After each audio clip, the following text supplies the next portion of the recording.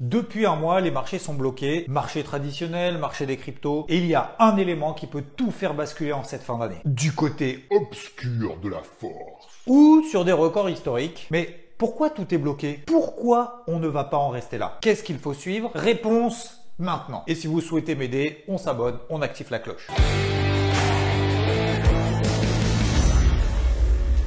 La récession approche, c'est sûr. Mais c'est sûr. Les marchés ont repris 20% par rapport à leur dernier plus bas, que ce soit aux États-Unis mais aussi en Europe. Et depuis 2 semaines, la situation est complètement bloquée. Ce rebond avait eu lieu grâce aux chiffres dans l'inflation qui étaient moins importants que prévu et l'annonce des banques centrales d'une certaine décélération du rythme de hausse des taux, ce qui a priori devrait être moins dramatique pour l'économie à l'avenir. Ça, c'est la version positive que les marchés ont intégrée. Sauf que si on regarde la courbe des taux, ici entre le taux à 10 ans et le taux à 2 ans aux États-Unis, elle passe sous zéro. Mais qu'est-ce que ça veut dire tout ça? C'est un indicateur très utilisé pour détecter les périodes de récession économique. Parce que systématiquement, à chaque fois qu'on est passé sous le niveau zéro, on est rentré en récession les trimestres suivants. Et on le voit bien ici, 2007, 2008, les années 2000. Et si tu peux FT, bien montrer que quand on passe sous zéro, quelques trimestres après, on voit ces histogrammes là en gris là. Déjà je me réveille, en plus j'en sais rien. C'est ça là. Ces trucs là, non? Voilà, c'est pas compliqué. Bah, les histogrammes en gris, là, la période grise, ça montre que justement c'est une récession. Ça passe sous zéro et après, hop, récession.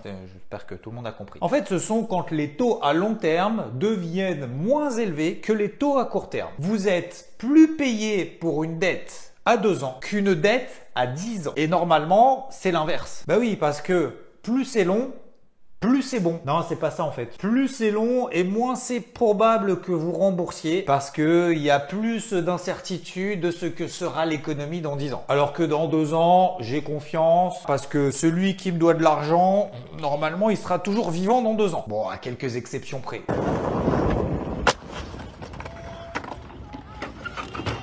Et depuis les années 60, systématiquement aux États-Unis, les 6 récessions qui ont eu lieu ont été précédées d'une inversion de cette courbe des taux. C'est pour ça qu'aujourd'hui, le débat est assez ouvert. À quand le pivot de la Fed? À quel moment est-ce que la Fed va arrêter d'augmenter ses taux? Pour ne pas qu'on ramasse trop cher bientôt. Et ça va être justement tout l'enjeu de ces prochains jours. Vous allez comprendre pourquoi c'est là que tout se joue. Bon, en tout cas, pour le moment, tout va bien. Création d'emplois aux États-Unis. On a dépassé les niveaux d'avant Covid. Attention quand même, parce que les GAFA ont annoncé des suppressions de postes et c'est la même chose pour les grandes banques américaines. Et dans cette semaine plutôt calme d'un point de vue économique, ça ne va pas durer, c'est l'heure de se projeter sur l'année 2023. Et beaucoup annoncent une année super pour les cours de l'or. Bon, on en a parlé déjà le week-end dernier avec le fameux Standard Chartered qui vise 5000 $ sur le Bitcoin et qui dit faut acheter de l'or, ça va bourrer en 2023. Il vise donc 30% de hausse par rapport au cours actuel, mais ça reste un petit joueur par rapport à Saxo qui vise 70% de hausse sur les cours de l'or, pas moins de 3000 $ l'once. Argument baisse du dollar, fin de la hausse des taux, croissance faible et un environnement encore inflationniste. Tout ça serait favorable à l'or. Ceci dit, il n'a pas bougé depuis 2 ans et donc il pourrait selon eux se réveiller en 2023. Sanofi est sauvé. Les 5000 plaintes portées à l'encontre de Sanofi et GSK ont été rejetées par un juge américain. Les plaignants essayaient d'établir entre le médicament Zantac, médicament contre l'acidité gastrique et divers cancers. Ce médicament avait été approuvé en 1983. C'était le plus vendu dans le monde en 1988. Le premier médicament a passé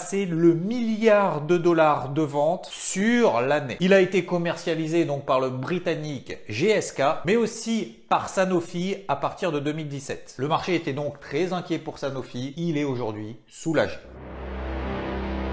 Donc aujourd'hui, le marché est scotché sur les plafonds, sous les plafonds du coup, parce que sur les plafonds, je sais pas si c'est vraiment techniquement possible, et ça dure depuis plusieurs semaines. Bon, tu le sais, et d'autant plus si tu fais partie d'IVT, on travaille tout ça à la vente pour des raisons de timing. Bah oui, le marché ont pris 20% en ligne droite, pas déconner. D'un point de vue technique, bas de range, j'achète. Haut de range, je vends. et d'historique. Ah oui, quand t'as pris toute la montée en ligne droite en ayant renforcé pendant toute la montée, t'es plus à l'aise pour être offensif et vendre ses niveaux. Après avoir donc travaillé sans relâche, notamment l'indice allemand DAX, le premier objectif majeur de Rodolphe a été atteint. Travailler, alors on veut dire par là, prendre des positions en swing, travailler dans ce sens prioritaire-là sur des positions intraday pour recommencer tous les jours. Ça baisse un peu, ça remonte, bam, je lui mets un coup dans la tête. Ça baisse un peu, j'allège, je recommence. D'ailleurs, au passage, si ça t'intéresse, on a fait une grosse interview avec Rodolphe qui dure 1 heure. Elle est toute chaude, l'interview. On parle de ça d'ailleurs et notamment d'investissement au sens large. Tout est dans la description, je mets le lien ou alors tu vas sur ta plateforme de podcast préférée, tu tapes Xavier Fenot, Rodolphe Stéphan, tu tomberas dessus à un moment donné. Au-delà de ça, le Dow Jones, lui, on en avait parlé semaine dernière et même semaine d'avant, et depuis, il a perdu 1000 points. Et oui, on est passé des fameux 34 500, on a tapé les 33 500. J'ai travaillé sinon cette semaine comme indice un peu exotique, même si c'est quand même pas très loin de chez nous, l'indice FTSE anglais. C'était pas le plus simple, pour ne pas dire que c'était compliqué. Tu as le graphique, je n'ajouterai pas de dessin, mais je peux ajouter une musique entraînante. Audrange, le dollar américain a touché un point bas, il se stabilise, le taux à 10 ans aux États-Unis est détendu, il l'est encore, mais sans accélérer pour autant. Alors même si on a eu la petite phase de consolidation qu'on attendait, qu'on a travaillé dans ce sens-là, on a bien fait. Pourquoi est-ce que ça n'accélère pas plus à la baisse ou à la hausse? Mais choisis à un moment donné. Muscle ton jeu. John, pardon, c'est Jones. Il y a un mois, le chiffre d'inflation aux États-Unis était ressorti meilleur que prévu. Ça a alimenté d'ailleurs encore un peu plus la hausse qui était quand même déjà bien installée depuis quelques semaines. Nous étions encore à l'achat, on continue à le travailler à l'achat. Le marché intègre, digère ces bonnes nouvelles, mais à court terme seulement. Parce que, comme je le disais, un chiffre d'inflation inférieur aux attentes, ça ne veut pas dire que la Fed va arrêter ses hausses des taux. Ça ne signifie pas non plus que la page d'inflation est tournée. Ça ne signifie pas non plus que l'économie ne va pas en pâtir plus tard. C'est ce fameux effet différé, le temps de latence entre la hausse des taux et l'impact réel que ça a sur l'économie. Eh bien, aujourd'hui, maintenant que c'est intégré, le marché attend aujourd'hui que ce soit encore mieux pour aller encore plus haut. En l'occurrence, sur les ATH. Ah bah oui, on n'est plus qu'à 6-7% des ATH un peu partout. Et donc, prendre plus de risques et aller vers les ATH. Mais je crois que je viens de le dire. Voilà. Oh là là, qu'est-ce que c'est bien fait ce débrief hebdo. Et dans notre côté, il n'y a pas de repli d'ampleur parce que les vendeurs en bear market sont fait arracher pendant toute la montée et que si tu prends les bénéfices maintenant appuyés, si demain ça se passe bien, t'as plus rien. Et ce sera difficile de rentrer à nouveau sur le marché. Donc oui, petite prise de bénéfice, c'est pour ça qu'on a eu une petite phase de consolidation cette semaine, mais pas dingue non plus. Bref, la situation est bloquée. La consolidation finalement qu'on a eue cette semaine, elle est légitime, je dirais peut-être même d'ailleurs logique, sans qu'elle soit non plus trop violente. On a perdu 2-3% sur le CAC, le DAX, un petit peu plus sur les indices américains, 4-5% de repli. Et ce sentiment d'incertitude, là ce qui va être important, c'est que ça se reflète en fait d'un point de vue macro et d'anticipation pour les prochaines réunions de la Fed. Donc mercredi, je rappelle, 14 décembre, mercredi qui arrive, la double hausse des taux, c'est sûr. 50 points de base de plus sur les taux directeurs qui vont passer de 4 à 4,5%. Mais la suivante, celle du 1er février 2023, aujourd'hui, on a exactement les mêmes anticipations d'une simple hausse des taux, c'est-à-dire 25 points de base de hausse, que 50 points de base de hausse des taux, c'est-à-dire une double hausse des taux. Ça veut dire que le marché aujourd'hui est incapable de savoir si la Fed va réduire son accélération de hausse des taux ou si elle va continuer sur le même rythme. D'ailleurs, vendredi, là, on a eu le PPI, indice des prix à la production aux États-Unis, et c'était supérieur aux attentes. Plus 0,3% contre plus 0,2% attendu, ce qui pourrait avoir un impact sur l'indice des prix à la consommation, le CPI donc. C'est pour ça que la semaine prochaine, il y a un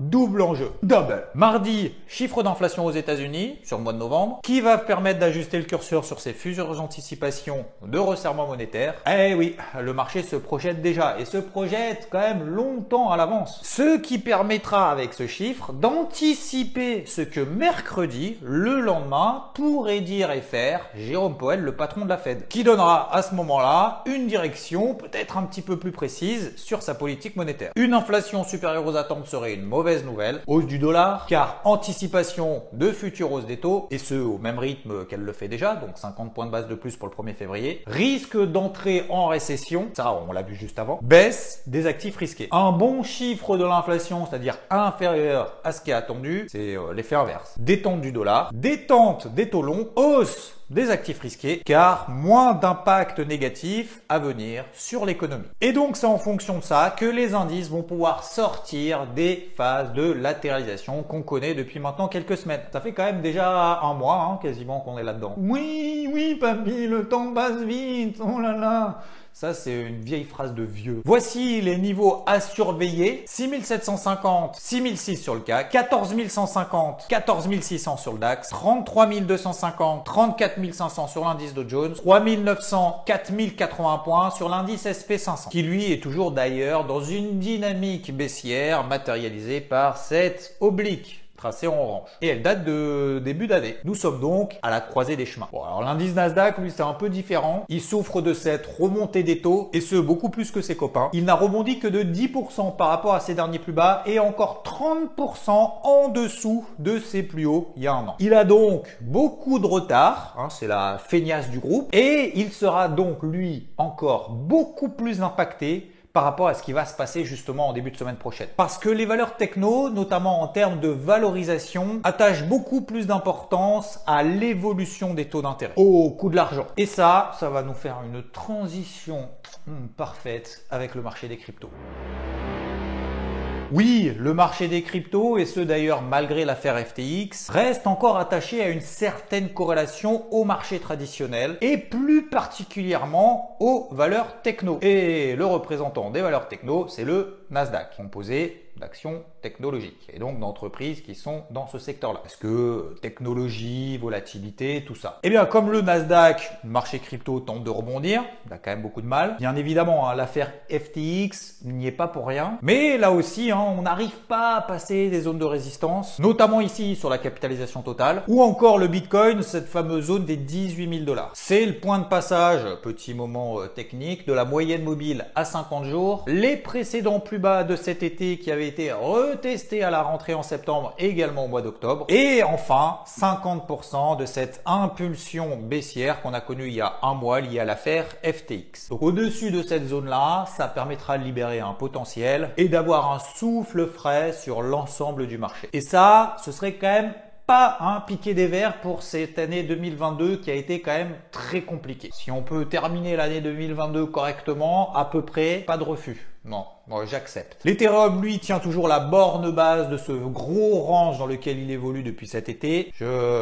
1000 $ en bas, 2000 $ en haut, voilà. Et pour le reste, ce qu'on appelle les altcoins, continuent à travailler d'un côté les fortes. Quelques objectifs d'ailleurs, des premiers gros objectifs ont été atteints sur quelques-unes d'entre elles qu'on avait travaillé justement il y a quelques semaines, comme Atom, BNB et même d'ailleurs ETH. Comme je le disais déjà la semaine dernière, c'est encore le cas aujourd'hui, le timing sur ces fortes-là sont pas maintenant très intéressants. Vaut mieux laisser courir une partie de position après avoir récupéré le cash sur une partie en l'ayant fait travailler positivement au passage et attendre éventuellement des replis un petit peu plus importants sur les mêmes zones finalement qu'on a travaillé à l'achat pour rentrer à nouveau. Et à ce moment-là, on réallouera le cash, la partie de cash qu'on avait travaillé initialement pour recompléter les lignes. En attendant, il y a encore deux très fortes, hein, vous les connaissez, OKB, TWT, je continue d'ailleurs à travailler. Elles sont, attention, hein, volatiles, mais techniquement toujours très intéressantes. Et encore une fois, attention dans cette période-là au gros décalage. Ça provoque souvent ce qu'on appelle des mèches violentes, rapides. Et si on arrive un peu trop tard, tu payes en haut, tu te fais sortir en bas, ça remonte, tu repayes, tu retournes.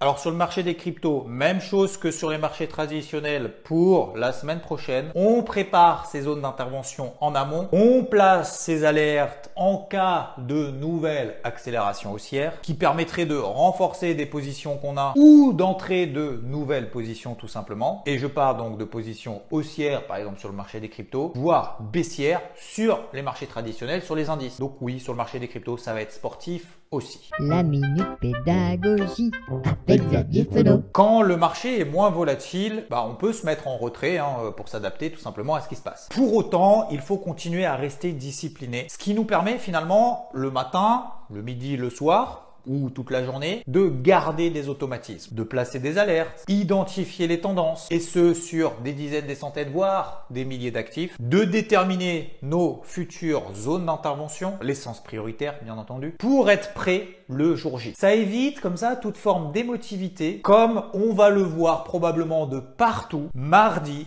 et mercredi prochain, dans l'euphorie ou dans la panique. L'agenda précis, c'est ici. Mardi, 14h30, chiffre d'inflation aux États-Unis. Mercredi, 20h, les taux de la Fed. À partir de 20h30, discours de Jérôme Powell, patron de la Fed. Tous les matins, le Morning Mood en podcast. Les mardis soirs sur Twitch. Et tous les jours sur IVT avec l'ensemble de l'équipe. Vendredi aussi, jour important, Porsche va remplacer Puma au sein du DAX, l'indice allemand. Porsche a gagné 30% depuis son introduction en bourse au mois de septembre, ce qui donnera comme poids au secteur automobile au sein du DAX 11% quand même de pondération. Et oui, Puma a perdu son patron, l'action a perdu 50% en cette année 2022. C'est l'heure, messieurs, dames, si vous souhaitez m'aider à mettre un like, le like qui fait du bien, le like qui permet de passer un bon dimanche, le like qui me permet aussi de vous remercier de votre fidélité. Je vous souhaite un excellent dimanche et je vous dis à plus. Ciao!